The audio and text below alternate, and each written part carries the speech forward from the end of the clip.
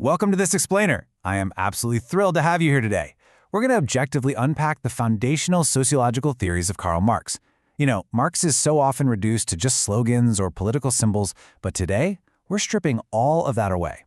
We're going to focus purely on his analytical framework as a sociologist and a thinker, really looking at how he diagnosed the structures of capitalist society.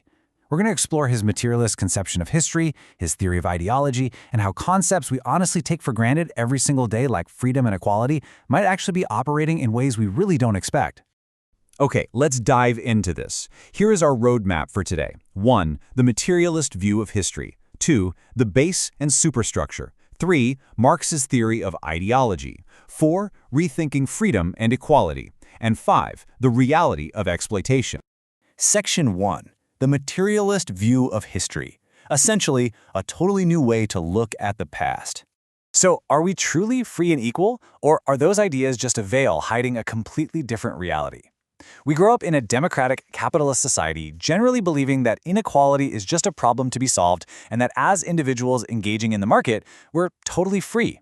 But Marx's materialist perspective, which is really the foundational lens through which he analyzed the entire evolution of human societies, asks us to challenge those everyday assumptions, and to understand why he questioned them, we have to look at how he thought human history actually worked.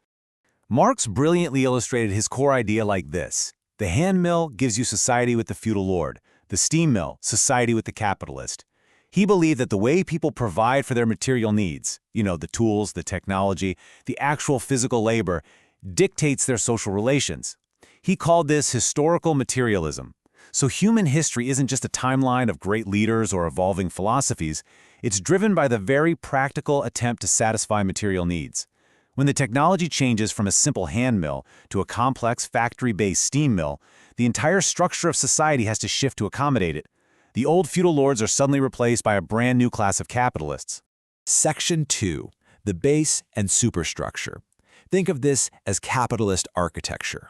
Marx used a really powerful architectural metaphor to describe the hidden underlying structure of capitalist society, starting right at its foundation, the base.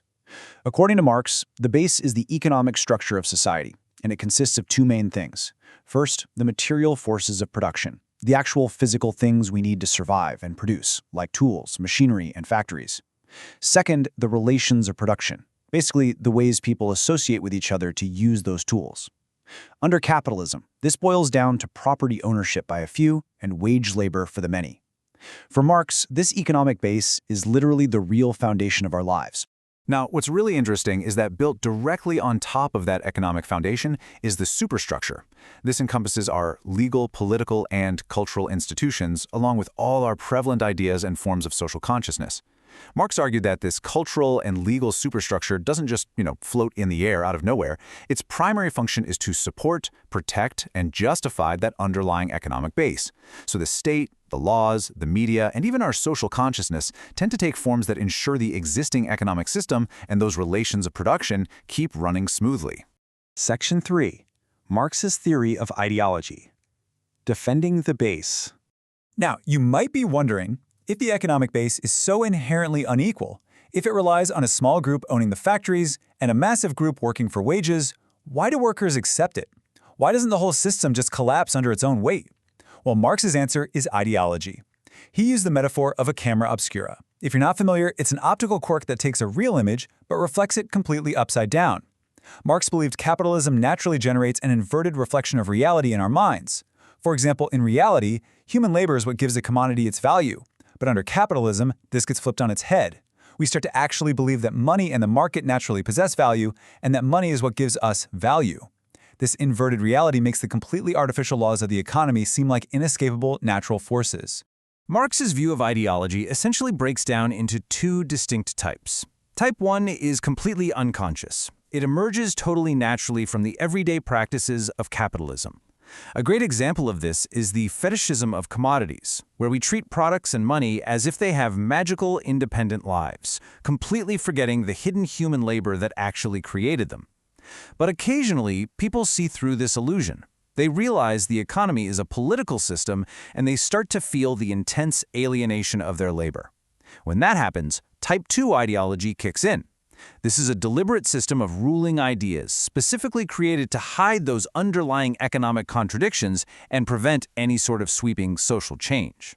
Let's look exactly at how these ruling ideas operate. According to Marx, the ruling class uses this second type of ideology in three very specific ways. First, they create subsystems, like specific legal structures or religious institutions, that make a fundamentally contradictory system appear totally coherent and fair. Second, when people inevitably experience the pain of structural inequality, ideology swoops in to explain it away as a personal failure. So you didn't lose your job because of systemic economic mechanics, you lost it because you just didn't work hard enough. And third, it presents the inherent flaws of capitalism as unchangeable human nature, essentially convincing us that things are simply the way they absolutely have to be. Let's move to Section 4 and see how this builds. Rethinking freedom and equality, an ideological illusion. In a standard capitalist exchange, we assume that everyone is perfectly free and equal. A worker freely signs a contract to sell their labor, and the capitalist freely buys it. On the surface, it feels like an equal exchange on the open market. But if we look at Marxist theoretical reality, it's a completely different story. Because the worker does not own the means of production, they aren't truly free. They are forced to work simply to survive. Marx points out that capitalism actively maintains a reserve army of the unemployed. If a worker doesn't want to take a low wage, well, there's always someone desperate enough who will. Therefore, the worker and the capitalist are locked in an inherently unequal power dynamic, entirely regardless of what that free legal contract actually says. So the crucial point is this. It seems that we are free, but in fact it is capital that is free, and we who are enslaved. Marx viewed capitalist exchange as a system that creates an incredibly powerful illusion. The very practices of buying and selling generate the idea of freedom and equality. But because we don't actually control our labor or the products of our labor, we're subjugated to objective economic powers. In this framework, it is capital that moves freely across the globe, capital that is accommodated and respected, while the individual is constrained by the inescapable need for a wage. Section 5. The reality of exploitation. This is the real economic engine. We're now revealing the mechanical economic reality hidden right beneath that ideological illusion of equality. To understand this engine, we have to look at Marx's concept of surplus value.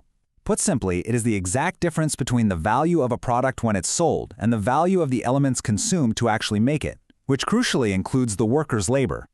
Marx's argument here is entirely structural. The capitalist profit theoretically relies on paying the worker less than the value their labor actually produces. This surplus value is kept by the capitalist and reinvested to expand their own wealth. So for Marx, exploitation isn't just some anomaly or a glitch in the matrix. It is the fundamental, mathematical foundation of capitalist profit. And that means this exploitation isn't about the accidental greed of one bad boss. For Marx, it is a built-in, completely inescapable feature of the capitalist economic structure.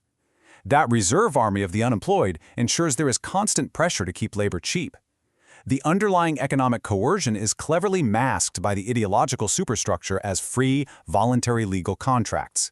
And finally, systemic competition forces capitalists to continuously accumulate more and more capital, which automatically drives class inequality.